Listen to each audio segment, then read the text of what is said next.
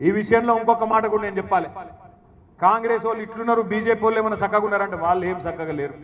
ఇంత out right గా రేవంత్ రెడ్డి దోపిడీ చేస్తుంటే సింగరేణిలో మనం అడిగినాం, అయ్యా మీ వాటా కూడా ఉన్నది, కేంద్ర ప్రభుత్వమా మీకు కూడా 49% ఉన్నది, మీరెందుకు అడ్డుకుంటలేరు ఈ కుంభకోణాలను, మీరెందుకు వేల కోట్ల దోపిడీ జరుగుతుంటే గమ్మునున్నారు, సిబిఐ ఎంక్వైరీ ఏంటి అంటే మేమే బెబ్బెబ్బే, ఇద్దరు దొందే, ఇద్దరు చీకటి దోస్తులు ఒకరినొకరు కాపాడుకుంటా ఉన్నారు.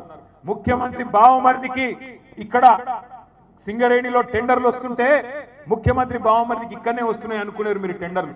కేంద్ర ప్రభుత్వ పథకం అమృత్లో కూడా ఇదే ముఖ్యమంత్రి బావమరిది సృజన్ రెడ్డికి 100 కోట్ల కాంట్రాక్టులు వస్తాయి. బీజేపీ ఎంపీలకు ముఖ్యమంత్రి గారు తెలంగాణలో కాంట్రాక్టులు ఇస్తారు. అట్లా మంచిగా ఇచ్చిపుచ్చుకునే బంధం కాంగ్రెస్ బీజేపీ కలిసి నడుస్తా ఉన్నారు. అందుకే ఒకరి దోపిడీ ఒకరు బయట పెట్టకుండా బ్రహ్మాండంగా కాపాడుకుంటా ఉన్నారు. ప్రధానమంత్రి వస్తాడు ఢిల్లీకి వెళ్ళి, వచ్చి పెద్ద మీటింగ్ లో చెప్తాడు, ఈ రాష్ట్రంలో ఆర్ఆర్ ట్యాక్స్ వసూలు చేస్తున్నారు, బిల్డర్ల కాడ, కాంట్రాక్టర్ల కాడ, సింగరేణిలో పనిచేసే కాంట్రాక్టర్ల కాడ ఆర్ఆర్ ట్యాక్స్ వసూలు చేస్తున్నారు అంటాడు. ఏంటిది ఆర్ఆర్ ట్యాక్స్ అంటే? రాహుల్ రేవంత్ ట్యాక్స్ అంటాడు. మరి చెప్పి కూడా 1.5 సంవత్సరాలు అయిపోయాయి ప్రధానమంత్రి చెప్పి.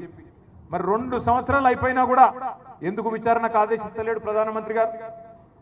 హోంమంత్రి అమిత్ షా వస్తాడు, తెలంగాణ ఏటీఎం గా మారిపోయింది, కుంభకోణాలు చేస్తున్నారు కాంగ్రెస్ వాళ్ళు, ఏటీఎం అయిపోయింది తెలంగాణ కాంగ్రెస్ పార్టీకి అంటాడు. మరి దొంగలు ఎవరు పట్టుకోవాలి? హోంమంత్రి పట్టుకోవాలనా లేదా? పోలీసుడే పట్టుకోవాలి కదా. మరి దొంగను పట్టుకునే పోలీసులకు అధ్యక్షుడిగా ఉన్న హోంమంత్రి ఇలా ఆయన వచ్చి ఏటీఎం గా మారింది అంటాడు తప్ప కార్వాయి చేయడు, విచారణ జరిపించడు. ఒకళ్ళ దొంగతనం ఒకళ్ళు బయట పడకుండా మంచిగా భద్రంగా కాపాడుకుంటా ఉన్నారు. ఇంకా దాని మీదకెళ్ళి ఒక కొత్త కుట్ర. ఇంత బ్రహ్మాండంగా గోదావరి నది మీద కేసీఆర్ గారి నాయకత్వంలో కాళేశ్వరం ప్రాజెక్టు మనం కట్టుకుంటే ఆ కాళేశ్వరాన్ని ఓడు కూలేశ్వరం అయిపోయింది అంటాడు. 1,00,000 కోట్లు కొట్టుకపోయినాయని అబద్ధాలు మాట్లాడతారు. 1,00,000 కోట్లు అప్పు అయిపోయింది తెలంగాణలో అని చెప్పి తప్పుడు మాటలు మాట్లాడతారు.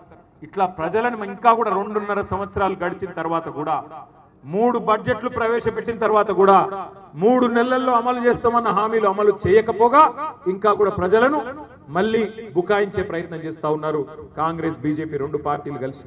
కాళేశ్వరాన్ని ఇవాళ కూలేశ్వరం అయిపోయిందంటున్న సన్నాసులు నేను అడుగుతా ఉన్నా, 2014 ముందు తెలంగాణలో పండిన పంట ఎంత? 2021-22లో పండిన పంట ఎంత?